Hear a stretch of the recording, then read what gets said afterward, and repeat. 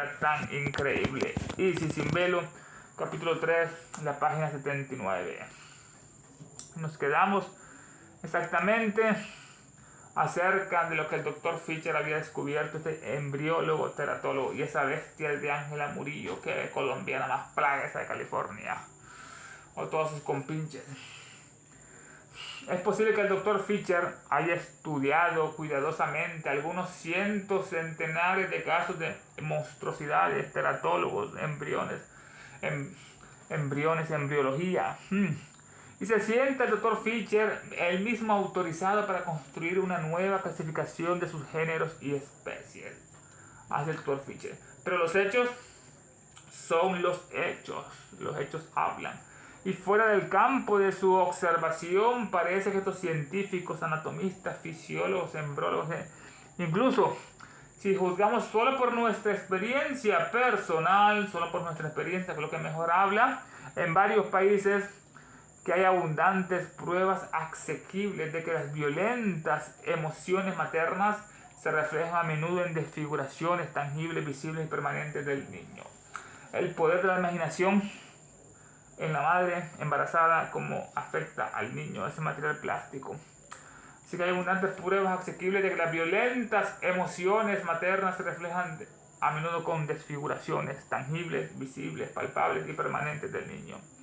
Y los casos en cuestión parecen además contradecir la afirmación del Dr. Fisher de que los crecimientos monstruosos se deben a causas que se remontan a las primeras etapas de la embriología, de la vida embrionaria fetal. Lo que dice Fisher.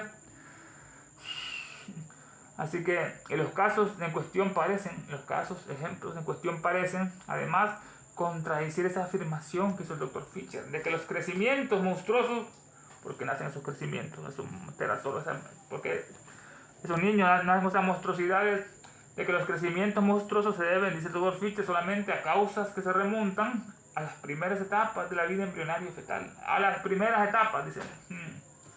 Y entramos al subtema marcas de la madre.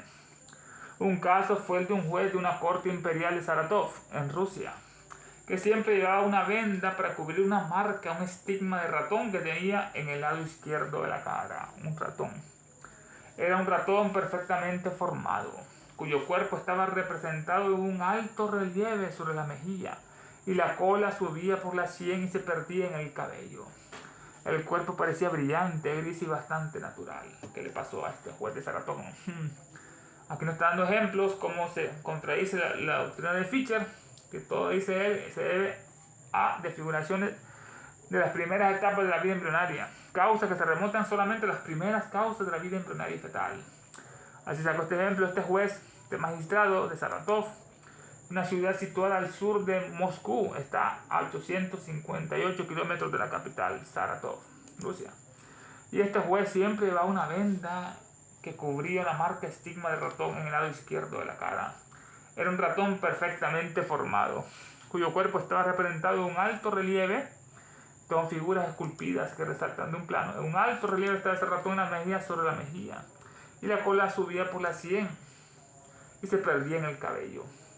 El cuerpo parecía brillante, gris y bastante natural. Qué ratón este, ¿no? Según su propio relato, el juez dice que su madre tenía una inconquistable, una invencible repugnancia a los ratones. Y su parto se inició prematuramente al ver un ratón saltar de su caja de trabajo costurero.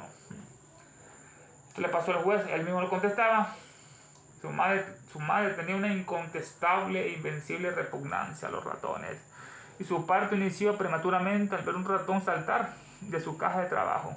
Del costurero saltó un ratón y se provocó el parto prematuro con ese estigma. En otro caso, del que la autora fue testigo, nuestra querida, la autora fue testigo, ella, una mujer embarazada que a los 2 o 3 semanas antes de dar luz, 2 o 3 semanas, vio un cuenco de frambuesas y sintió un deseo irresistible de comerlas, esas frambuesas que estaban en el cuenco, pero se las negaron.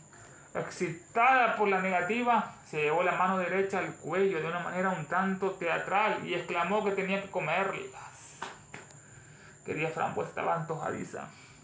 Llevó la mano derecha al cuello de una manera tanto teatral y exclamó que tenía que comer la frambuesa.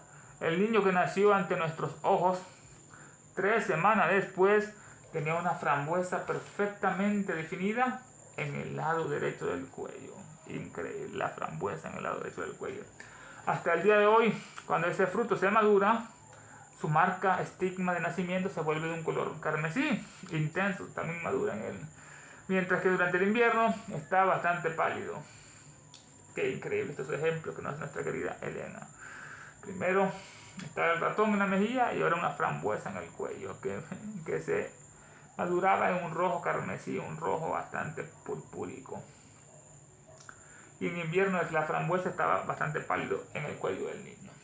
Casos como estos que son familiares a muchas madres de familia, ya sea por su propia experiencia personal o por la de sus amigas que le cuentan esto.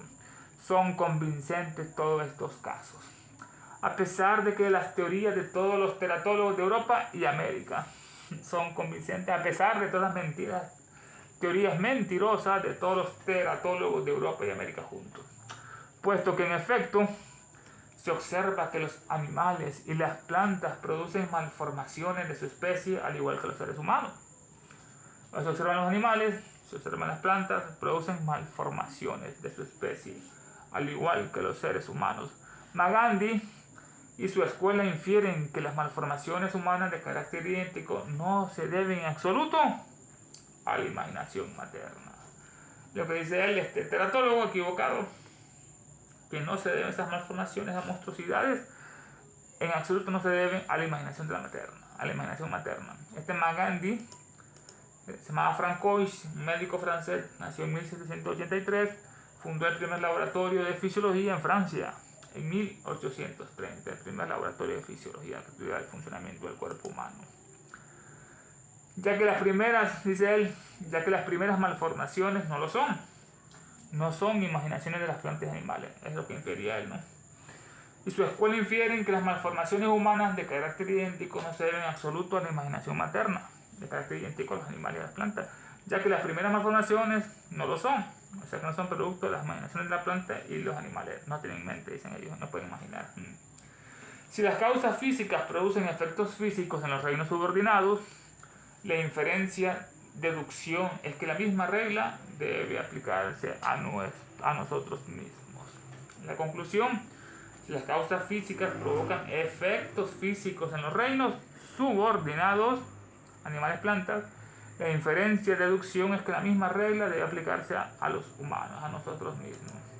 Esta inferencia es extraer un juicio o conclusión a partir de hechos y proposiciones o principios, ya sean generales o particulares. Una inferencia y deducción. La misma regla física debe aplicarse a nosotros mismos. Y entramos al subtema, las teorías del profesor Armour. Pero el profesor Armour, de la Facultad de Medicina de Long Island, Nueva York, expuso una teoría totalmente original en el curso de un debate celebrado recientemente en la Academia de Medicina de Detroit. Este profesor Armour se llamaba Samuel, nació en Glasgow, 1819 en Estados Unidos. Era un médico. Samuel Glasgow. Era un catedrático, fisiólogo, patólogo, daba excelentes cátedras en sus conferencias con muchas ilustraciones que entusiasmaba a los alumnos más aburridos. Eso hacía este catedrático Armour, los motivaba a que estudiaran, los entusiasmaba con sus excelentes cátedras, con sus ilustraciones. Era la Facultad de Medicina de Long Island, esta es una isla del estado de Nueva York. Expuso una teoría totalmente original en el curso de un debate celebrado recientemente en la Academia de Medicina de Detroit. Detroit es una ciudad más poblada del estado de Michigan. Detroit, ahí fue esa exposición este médico. En oposición a los puntos de vista ortodoxos que representan al Dr. Fischer, el profesor Armour dice que las malformaciones son el resultado de una o dos causas. Una de dos causas. Número uno, a una deficiencia o condición anormal en la materia generativa, a partir de la cual se desarrolló el feto, o a unas influencias mórbidas que actúan sobre el feto en el útero. Es lo que decía Armour en este punto, en oposición a los puntos de vista ortodoxos que representaba el Dr. Fischer, arriba mencionado, que todo era el comienzo. Este Fischer se llama George Jackson, nació en 1825 en Estados Unidos, era un médico, cirujano, autor, bibliófilo, coleccionista. reunió en una biblioteca con más de 4.000 volúmenes, especialmente sobre anatomía y monstruosidades. 4.000 volúmenes tenía en esa biblioteca de anatomía y monstruosidades de la embriología. Así que Ardmore está en oposición a los puntos de vista ortodoxos del Dr. Fischer. El profesor Ardmore dice que las malformaciones son el resultado de una o de dos causas. ¿Cuáles son esas causas de las malformaciones? Número 1, dice, una deficiencia o una condición anormal en la materia generativa a partir de la cual se desarrolla el feto. Una deficiencia o condición anormal en la materia generativa, la materia que lo generó todo, el cigoto, el óvulo, la semilla, la mórula, a partir del cual se desarrolló el feto. Una deficiencia en esa materia generativa, bastante celestial, divina. Y número 2, se debe a las influencias de enfermedades mórbidas que actúan sobre el feto en el útero. Es el segundo punto, actúan sobre el feto en el útero, es la otra causa de todas estas malformaciones. Sostiene Ardmore que la materia generativa representa en su composición cada tejido, estructura y forma. Todo comenzó con dos células que se unieron. Sostiene que la materia generativa, la materia que genera, representa en su composición cada tejido, estructura y forma. Ya va el tejido óseo, nervioso, digestivo, tiene su propia estructura y forma de tejido en esa materia generativa. Y que puede haber tal transmisión de peculiaridades estructurales adquiridas que haría que la materia generativa fuera incapaz de producir una descendencia sana e igualmente desarrollada. Es lo que decía este punto. Y que puede haber tal transmisión de esas monstruosidades, de esas peculiaridades monstruosas, que puede haber tal transmisión de peculiaridades estructurales, son las malformaciones adquiridas, que haría que la materia generativa, fuera incapaz de producir una descendencia sana igualmente desarrollada. Por otra parte, la materia generativa puede ser perfecta en sí misma. Puede ser perfecta en sí misma esa materia generativa. Pero si está sometida a influencias mórbidas durante el proceso de gestación, la descendencia será necesariamente monstruosa. Así que la materia puede estar perfectamente la materia generativa, pero si está sometida a influencias mórbidas, enfermedades durante el proceso de gestación, rubiola, sarampión, etc., la descendencia será necesariamente monstruosa. Para ser coherente, como un monstruo, como Jehová es una bestia, o Alá son los grandes monstruos, demonios que tienen confundidas a todos esos pueblos malditos. Dice, pero si está sometida a influencias mórbidas durante el proceso de generación, esta materia generativa, la descendencia será necesariamente monstruosa. Para ser coherente, esta teoría debe dar cuenta de los casos de diploteratológicos, que son los monstruos de dos cabezas o de dos miembros. Esta teoría debe de dar cuenta a esos casos que le denomina diploteratológicos. Esos son monstruos de dos cabezas que nacen siameses o de dos miembros o cuatro miembros. Así que esa pues una causa para ser coherente. Estos casos de diploteratológicos son explicados en esta teoría del Dr. Ardmore. Lo que parece difícil, podríamos quizás admitir que en la materia generativa defectuosa, la cabeza del embrión podría no estar representada o cualquier otra parte del cuerpo sería deficiente. Pero difícilmente que puedan haber dos o tres o cuatro o más representantes de un solo miembro.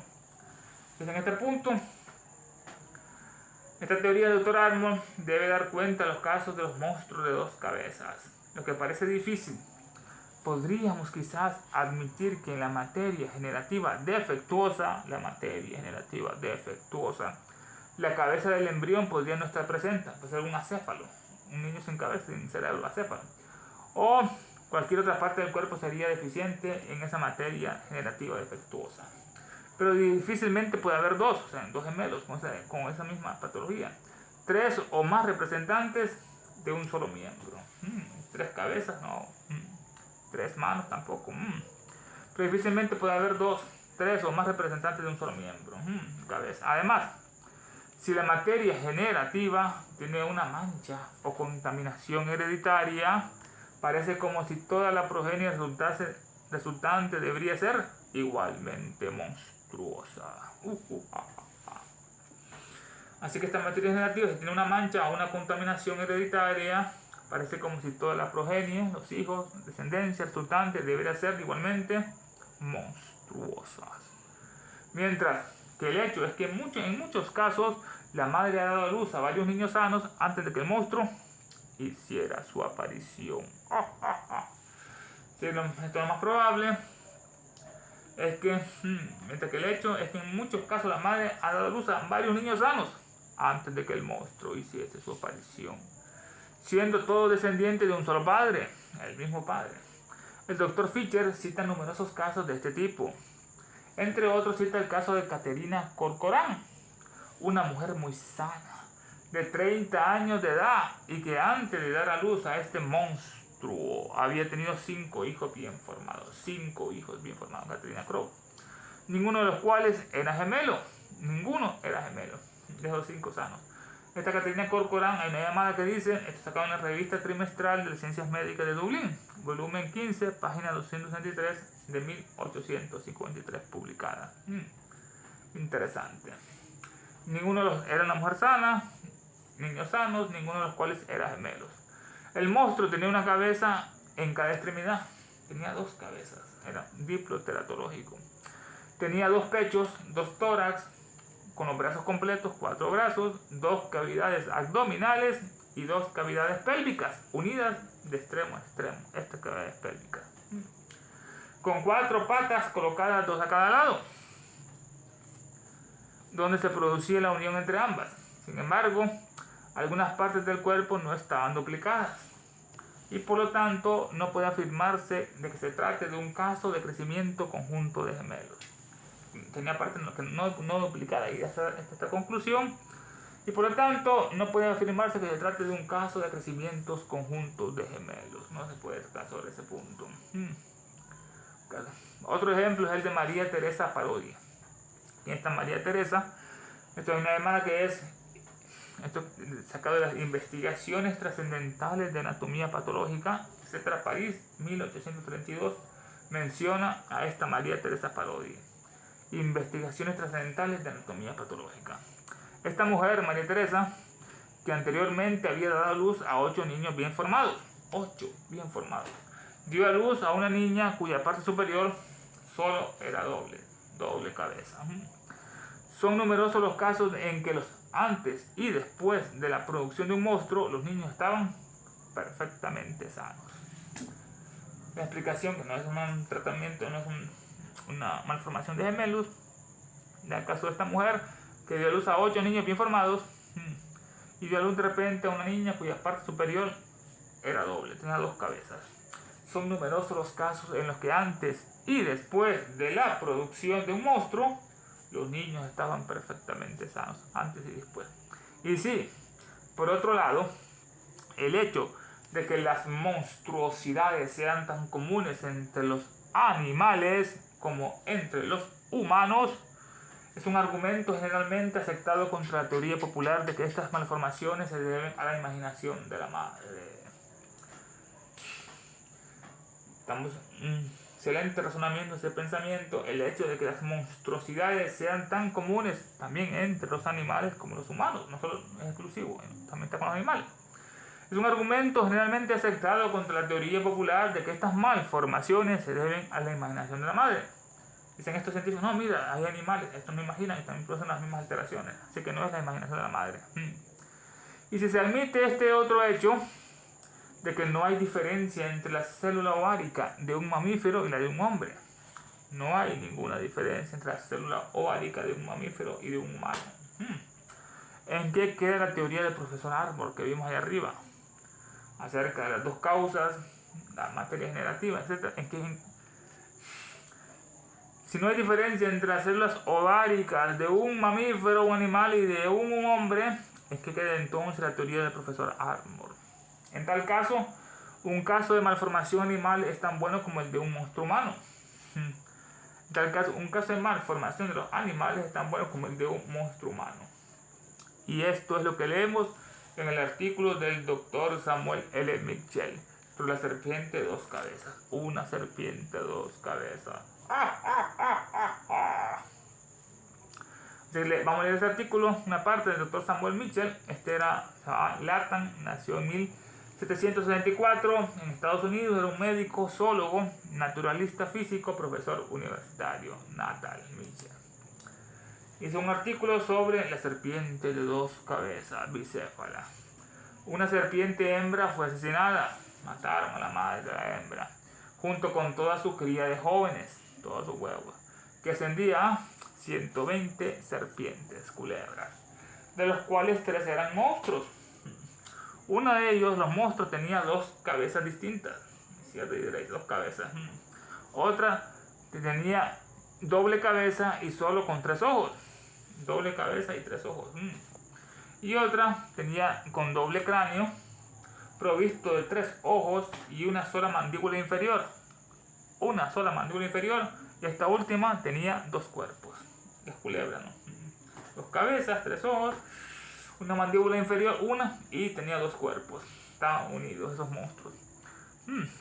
Esta última tenía 2 cuerpos. Sacado esto de la revista de Ciencia y Arte de Silliman, volumen 10, página 48. Este Silliman, más Benjamin, nació en 1779 en Estados Unidos. Fue uno de los primeros profesores de Estados Unidos de ciencia y de los primeros miembros. Fue uno de los primeros profesores de Estados Unidos de ciencia y de los primeros miembros de la Academia Nacional de Ciencias de Estados Unidos. Silliman. Interesante, ¿no? Fue uno de los primeros profesores de Estados Unidos de ciencia y los primeros miembros de la Academia Nacional de Ciencias de Estados Unidos. Silliman. Seguramente, volviendo a las culebras, la materia generativa que produjo a estos 3 monstruos era idéntica a la que produjo a las otras 117 serpientes normales. Porque son los caprichos de la naturaleza, porque sacaron esta serpiente. La materia generativa también entra el azar y las probabilidades, si sale un monstruo o salga alguien sano. Seguramente la materia generativa que produjo a estos 3 monstruos era idéntica a la que produjo a las otras 117 serpientes. Por tanto, la teoría de Armour es tan imperfecta como todas las demás. Otra conclusión blavatskiana. La teoría del Dr. Armour es tan imperfecta como todas las demás. El problema procede del método defectuoso de razonamiento habitualmente adoptado, la inducción. Es el gran problema de la ciencia. El problema procede del método defectuoso de razonamiento habitualmente adoptado, que es la inducción. Es el gran problema. Esta es la inducción, que es una forma de razonamiento que consiste en establecer una ley o conclusión general a partir de observaciones de hechos o cosas particulares. Eso es la inducción.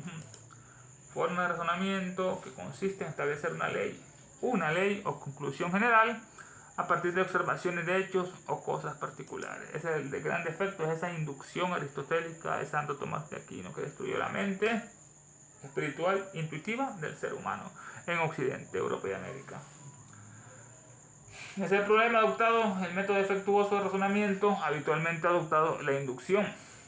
Un método que pretende reunir y recopilar mediante experimentos y observaciones todos los hechos a su alcance, siendo el primero más bien el de recopilar y examinar experimentos y sacar conclusiones de ellos. En eso se basa este método, que pretende reunir y recopilar datos, primero observaciones, mediante experimentos, después hipótesis y observaciones sobre todos los hechos a su alcance, de los sentidos, siendo el primero más bien el de recopilar datos, recoger y examinar experimentos y sacar conclusiones de estos experimentos.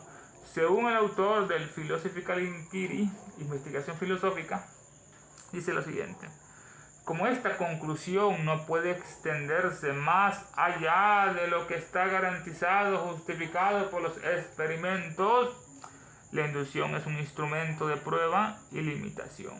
¿Qué conclusión sacó este autor de la investigación filosófica, Philosophical Inquiry?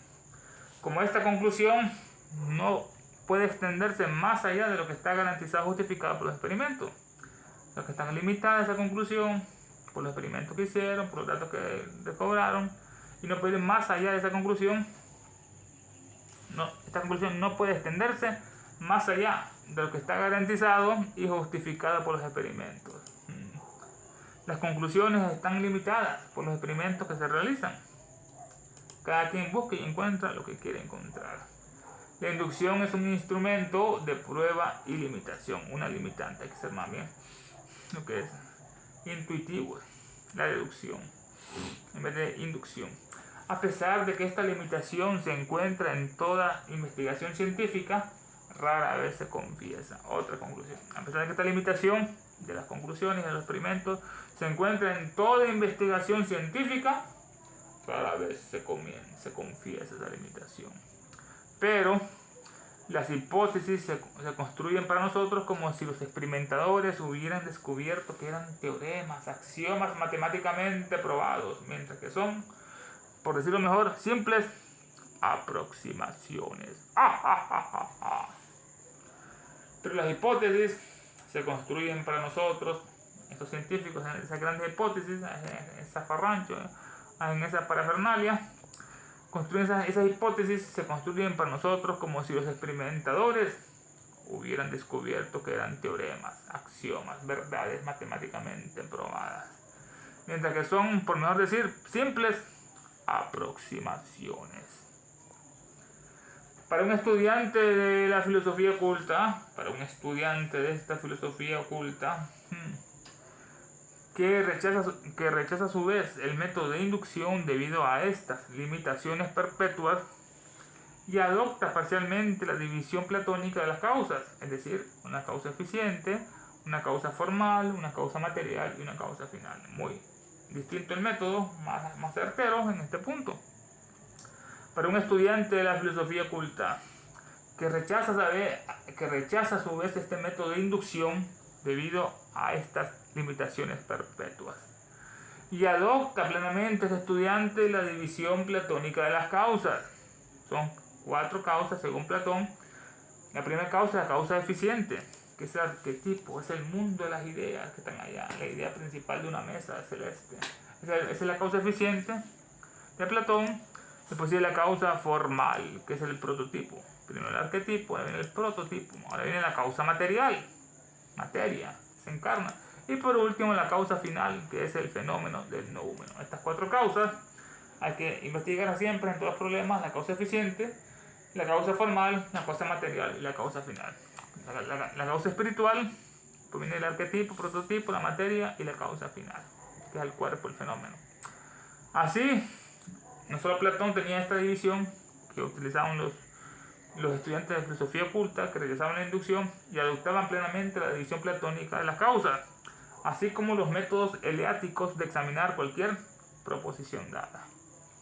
Estos métodos eleáticos vienen de Grecia, la antigua ciudad se llamaba Elea. Así como los métodos eleáticos de examinar cualquier proposición dada, hay que examinarlo todo, no por prejuicio, no, que el fantasma no existe, que el espiritista no sé cuánto, hay que examinarlo todo. No es más que natural razonar desde el siguiente punto de vista de la escuela de los neoplatónicos. No es más que natural razonar desde el siguiente punto de vista de la escuela de los neoplatónicos. Porfirio, el otro Amonio Sacas, Jámblico, dice número 1, el sujeto o cosa es o no es como se supone. El sujeto o cosa es o no es como se supone. Por lo tanto, nosotros vamos a preguntar: ¿el éter universal, conocido por los cabalistas como la luz astral, contiene electricidad y magnetismo o no la contiene? Es el primer ejemplo acerca de este, es más interesante. Un sujeto o cosa es o no como se supone. Estamos con la electricidad, con el magnetismo, con el fohal, que son intercambiables, el prana. Este es el método neoplatónico de razonar. Por lo tanto, nosotros podemos preguntar si el éter universal, conocido por los cabalistas como la luz astral, la fuerza ódica, la fuerza esta, el martillo de Thor, la esvástica, el éter universal es para los cabalistas la luz astral, que es el segundo plano, el plano astral, que es parejo con el físico. Dice, ¿esta luz astral contiene electricidad y magnetismo o no? Es la gran pregunta que hace en este punto.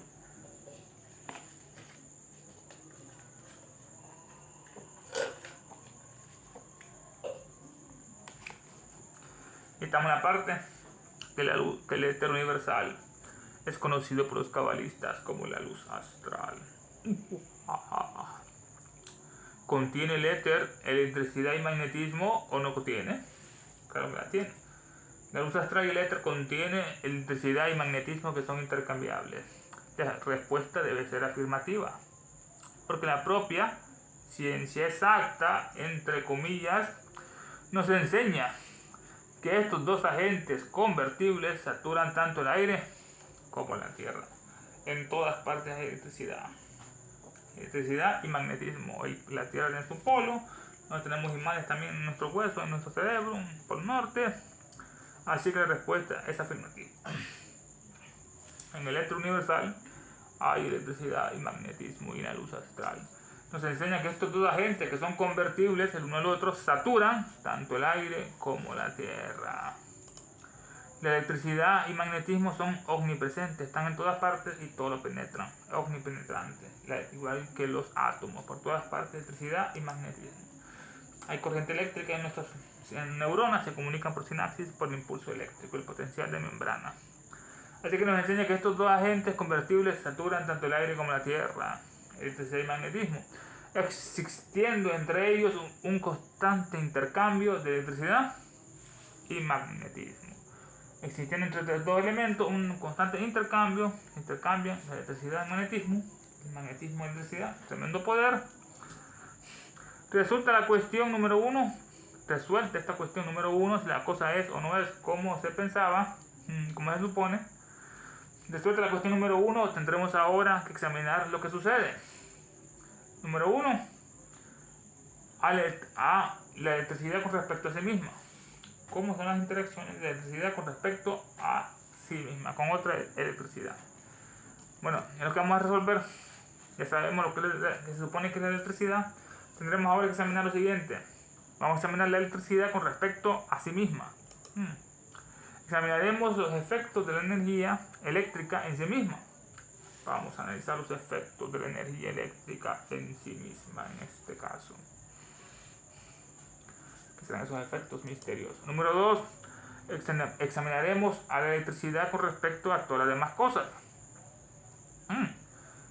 Examinar la electricidad con respecto a todas las demás cosas. Examinaremos los efectos de la energía eléctrica, qué efectos tiene sobre todas las demás cosas, en el hombre, en el árbol, en el sol, etc. Y las demás cosas son objetos, todo es electrificable como el magnetismo, es intercambiable. Si hay luz, hay calor, si hay calor hay electricidad, si hay electricidad hay magnetismo, y ahí vienen los seres humanos, ocupan calor, luz, magnetismo, etc. Así que examinaremos la electricidad con respecto a todas las demás cosas. Número 3, examinaremos la electricidad con respecto a todas las demás cosas. Otra vez. Es cómo influye e interactúa la energía eléctrica en todas las demás cosas. Ejemplo, la sinapsis de las neuronas, fluyen por impulso eléctrico, etc. Este es el punto. Vamos a ver cómo influye e interactúa la energía eléctrica en todas las demás cosas. Increíble, ¿no? La segunda era, con respecto a las demás cosas, ahora cómo influye, interactúa la energía eléctrica en todas las demás cosas, en las neuronas, el impulso eléctrico, etc. Y por cuarto, vamos a examinar todas las demás cosas con respecto a la electricidad misma. A examinar todas las demás cosas con respecto a la electricidad misma. En otra traducción dice, vamos a examinar a la energía eléctrica que se transmuta en magnetismo. La energía eléctrica que se transmuta en magnetismo. Respuestas. Número 1, con respecto a sí mismo, la electricidad o energía eléctrica, dice que las propiedades inherentes previamente latentes en la electricidad se activan bajo condiciones favorables. Y que en un momento dado la forma de fuerza magnética es asumida por el sutil agente que todo lo penetra, que es omnipresente. En otro, se asume la forma de fuerza eléctrica. Interesante estas respuestas. Con respecto a la electricidad misma, que las propiedades que son inherentes, previamente latentes en la electricidad, están en latencia, inherentes esas propiedades, se activan bajo condiciones favorables, esa energía eléctrica. Y que en un momento dado la forma de fuerza magnética es asumida. Se asume como fuerza eléctrica o como fuerza magnética. Es asumida esta fuerza eléctrica por el sutil agente que todo lo penetra. El Fujat, el prana, los átomos, que en un momento dado la forma de fuerza magnética es asumida por el sutil agente que todo lo penetra. Un agente que está en toda parte, el Akasha, el Munapakriti, el espacio, el Aditi, etc. El sutil agente que todo lo penetra da una forma magnética que es omnipresente, está en todo el universo: electricidad, luz, magnetismo, atracción, repulsión. En otro momento se asume la forma de fuerza eléctrica. O sea, se envuelve, se manifiesta como fuerza magnética o como fuerza eléctrica. En otra traducción dice lo siguiente, que en favorables condiciones la electricidad latente por doquiera se actualiza unas veces bajo aspecto eléctrico y otras bajo el magnético. Que en favorables condiciones la electricidad latente por doquiera se actualiza unas veces bajo el aspecto eléctrico y otras bajo el magnético. Qué increíble que en favorables condiciones la electricidad que está latente por doquiera, está por todas partes, como decía Tesla, se actualiza esa electricidad, esa energía eléctrica, unas veces se actualiza bajo un aspecto bajo el aspecto eléctrico y otras bajo el aspecto magnético. Tiene esa polarización de manifestarse como un poder eléctrico o un poder magnético. Ahí se actualiza esa electricidad latente. Segunda, la pregunta con respecto a todas las demás cosas. La electricidad es atraído por todas las cosas por las que tiene afinidad y repelido por todas las demás. Atracción y repulsión. Así que la electricidad es atraída por las demás cosas, es atraído, o el fluido acástico, por todas las cosas por las que tiene afinidad y repelido por todas las demás que no son afines, desarmónicos. Dice la traducción otra, que unas sustancias atraen y otras repelen la electricidad según sean o no afines a este agente. Que unas sustancias atraen y otras repelen la electricidad, atracción y repulsión, según sean o no afines a este agente, Tercero, la electricidad con todas las demás cosas con respecto a ella. Que siempre que entran en contacto con la electricidad, reciben su impresión en proporción a su conductividad. Estas parecen leyes de Newton, acción y repulsión. Tercera, examinar con todas las demás cosas con respecto a la electricidad. Que siempre que entran en contacto con la electricidad, reciben su impresión en proporción a su conductividad. Mayor conductividad, mayor impresión y viceversa. Dice la otra traducción, número 3, que la atracción eléctrica es directamente proporcional a la conductibilidad de la materia. Ya más científico. Que la atracción eléctrica es directamente proporcional a la conductividad de la materia, como decía Kepler, muy parecida a los axiomas, los teoremas de Kepler. Y cuarto, examinar a todas las demás cosas con respecto a sí mismas. A todas las demás cosas con respecto a sí mismas. Que bajo el impulso recibido por la fuerza eléctrica y en proporción a su intensidad, sus moléculas cambian sus relaciones entre sí, que o bien se separan, se destruyen el objeto, o que sea orgánico o inorgánico, que formaban, o bien, si previamente habían sido perturbadas, esas moléculas se equilibran, como en los casos de enfermedad. O bien la perturbación puede ser solo superficial. Y el objeto puede ser estampado con la imagen de algún otro objeto encontrado en el fluido antes de que llegara a él. Esta es la cuarta explicación, bastante larga, interesante, que pasa a todas las demás cosas con respecto a sí mismas. A todas las demás cosas con respecto a sí mismas. Todas las demás cosas con respecto a sí mismas. Que bajo el impulso, a todas las demás cosas con respecto a sí mismas. Que bajo el impulso recibido de la fuerza eléctrica, ese gran impulso que movió la fuerza eléctrica, y en proporción a su intensidad, mayor influjo, sus moléculas cambian sus relaciones entre sí. Las moléculas cambian sus relaciones entre sí, se polarizan o se despolarizan, pasan de positivo a negativo o de negativo a positivo y después afecta lo que es la cohesión y se separan y se destruyen hacia objetos orgánicos o inorgánicos, animales, plantas, increíbles.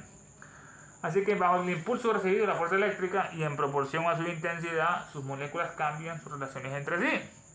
que o bien o se separan de otras moléculas, y con esta separación se destruye la fuerza de cohesión que las mantenía unidas por enlaces covalentes. En el caso de las moléculas, los átomos, mayor intensidad destruyó esa fuerza de cohesión y se separaron, y el objeto se destruye, destruyendo el objeto, ya sea orgánico o inorgánico. Hubo un cambio de polaridad y por ende se separaron los átomos y moléculas. También se destruye así una piedra o un metal, se pierde la fuerza de cohesión que formaban, o bien que formaban. Así que se rompe, se destruye por el impulso eléctrico de acuerdo a la intensidad, o bien si previamente han sido perturbadas, antes estaban enfermos, se equilibran la fuerza eléctrica. Si antes habían sido previamente perturbadas, se equilibran, como en los casos de enfermedad. O bien la perturbación puede ser solo superficial, y el objeto puede ser estampado, y el objeto puede ser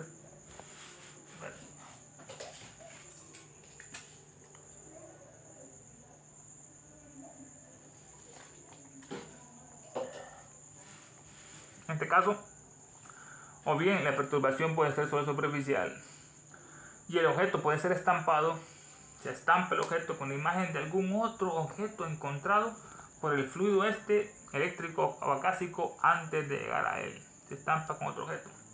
En la otra traducción dice que la energía eléctrica altera en ciertos casos la disposición molecular de los cuerpos orgánicos o inorgánicos en que actúa.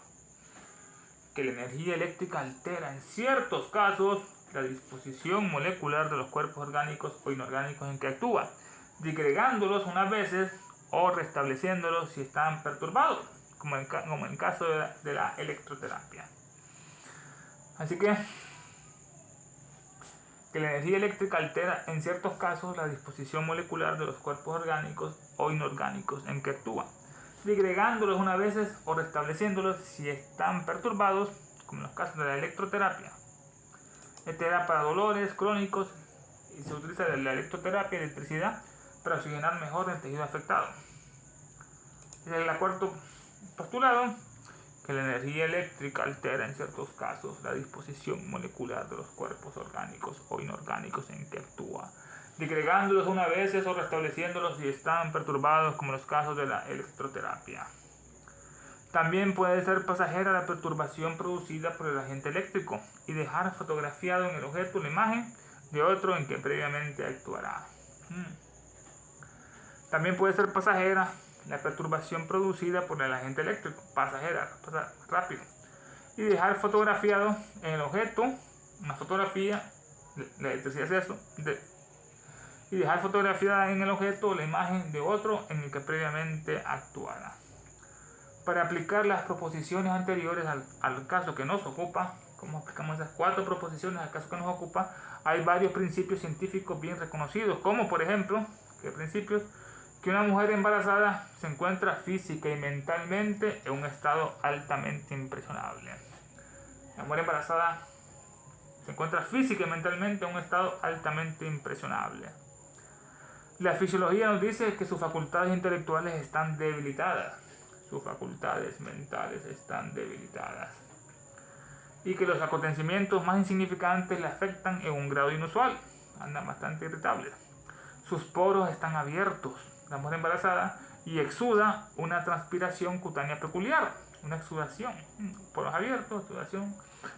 Ella parece estar en condiciones de recibir todas las influencias de la naturaleza, ocupa toda la energía del cosmos que entra en ella para que la ayuden. Ella parece estar en condiciones de recibir todas las influencias de la naturaleza. Los discípulos de Reichenbach afirman que su estado ódico es muy intenso. Entonces decían los discípulos de Reichenbach, que era el barón Carl Luigi, nació en 1788, era un alemán, químico, geólogo, naturista, industrialista, filósofo, botánico. Decía que la fuerza ódica se originaba en la electricidad, el magnetismo, el calor y la vida prana, el Fojat. Es lo que decía este Reichenbach, muy cierto. Afirma que los discípulos de él, que las mujeres embarazadas tienen un estado ódico muy intenso. Dupotet, el varón, advierte que no hay que mesmerizarla incauta e imprudentemente a la mujer. Esto dice el gran varón de Dupotet, era un enviado de la fraternidad para curar mediante mesmerismo o magnetismo animal. Decía Dupotet, advierte que no hay que mesmerizarla incauta e imprudentemente a la mujer embarazada, por temor a afectar a su descendencia. Está muy impresionable. Sus enfermedades les son transmitidas y a menudo las absorbe enteramente para sí misma, de estar aislada, con ambiente saludable. Sus dolores y placeres reaccionan tanto sobre su temperamento como sobre su salud. Sus dolores y sus placeres reaccionan tanto sobre su temperamento como sobre su salud. Los grandes hombres proverbialmente tienen grandes madres y viceversa. ¿Muy cierto eso? Los grandes hombres proverbialmente tienen grandes madres y viceversa. Grandes mujeres tienen grandes hombres, padres.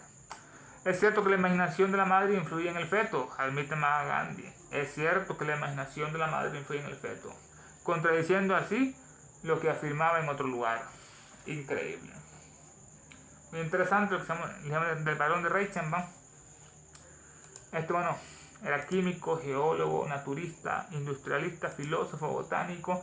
Decía que la fuerza ódica se originaba de la electricidad, el magnetismo, el calor, la vida, el prana, etc.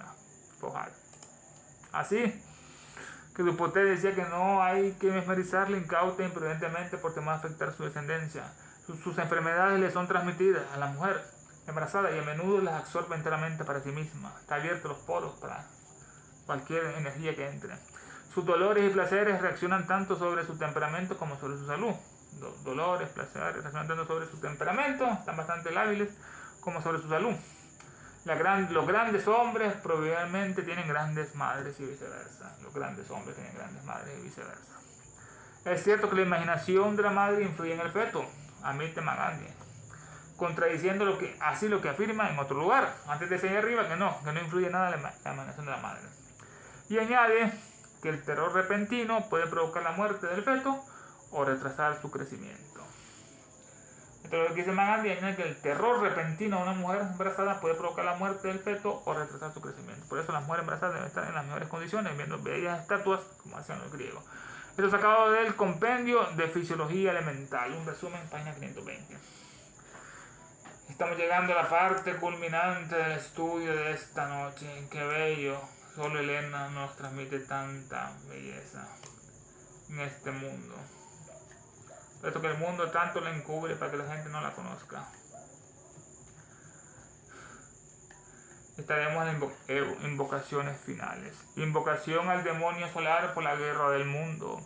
Nos inclinamos con devoción y reverencia ante la sagrada presencia invisible del diablo en el universo, el logo central universal, nuestro logo solar, la jerarquía satánica diabólica, Nuestra Señora Blavatsky, la madre del mundo. Una parte de la Señora Blavatsky, nuestra madre del mundo. Acercamos con devoción. Invocación al demonio solar por la guerra del mundo. Nos inclinamos con devoción y reverencia ante la sagrada presencia invisible del diablo en el universo, el logo central universal, nuestro logo solar, las jerarquías diabólicas satánicas, Nuestra Señora Blavatsky, la madre del mundo, el señor Buda, Manu Vaishnavata, el Bodhisattva, el señor Maitreya, el Mahachohan, los Mahasura, los 7 Chohanes y los diablos maestros de la gran fraternidad oscura. Y fervorosamente les pedimos que los poderes de sabiduría, de odio, de oscuridad y guerra circunden y encadenen a la humanidad entera. E inspiren a los dirigentes de todas las naciones, especialmente a los que sufren disturbios, guerras, catástrofes, enfermedades, calamidades y hambrunas y tanto más. Que aquellos poderes que siempre trabajan por el mal, por el progreso, por la ciencia de la humanidad, e inspiren a los dirigentes de todas las naciones para que se establezca sobre la tierra una guerra verdadera y sufrimientos perdurables. Que las fuerzas de las tinieblas venzan a las fuerzas de la luz, que el mal, el caos y el sufrimiento encadenen la maldita humanidad entera. Que la guerra y la maldición de los diabólicos seres se derramen por el mundo. Que los poderes de sabiduría, tinieblas, odio envuelvan a todos los seres y a todas las criaturas y a todos los hombres y mujeres en esta tierra. Hay una sola vida, una sola satanicidad de hombres y mujeres y una destrucción de naciones. Que el espíritu de desunión y de odio incompasivo que no conoce barreras se apoderen del planeta entero. Que los grandes diablos maldigan y guíen los senderos de la humanidad en el año 2023 y siempre. permitiendo que cada uno de nosotros vayamos adelante y rindamos en los niveles internos el servicio para el cual estamos más capacitados. Que así sea. Guerra, guerra, guerra. Creo en Satanás, padre del mal y Señor nuestro, y en su Hijo el Anticristo, nacido y engendrado de una santa Virgen Helena. Creo en el diablo, omnipotente, padre del mal, destructor de todas las cosas, perturbador de los cielos y la tierra, y en el Anticristo, su único Hijo y perseguidor nuestro, que fue concebido por obra del espíritu maligno y nació en una sacrílega y bella Virgen. Fue glorificado por los hombres y reinó sobre ellos. Subió al trono del Dios Todopoderoso y sentado junto a él insulta desde allí a los vivos y a los muertos. Creo en el espíritu del mal, en la sinagoga de Satanás, en la comunión de los malvados, en la perdición del cuerpo y en la muerte y infierno perdurable. Satán. Del cielo cayó un lucero. Su nombre es, oh luz cósmica manifestada, oh unidad de la vida única, oh celeste chucra resplandeciente, oh inmanifestada conciencia proterva, oh fojar indómito y etérico, oh eterno entre los eones, oh rayo prometeico mamantárico, que tu luz descienda hacia nosotros, que la fuerza se encienda y que el gran Satán prevalezca, que todo aquel que se sienta uno contigo sepa por lo tanto que no es uno con todos los demás. Despertad, criaturas oceánicas, es hora de volver a la superficie. Él volverá. La orden prevalecerá. Creo en Satanás es nuestro Dios, nada nos faltará. Blavatsky nuestra diosa, todo lo perderán. ¡Ave Satán!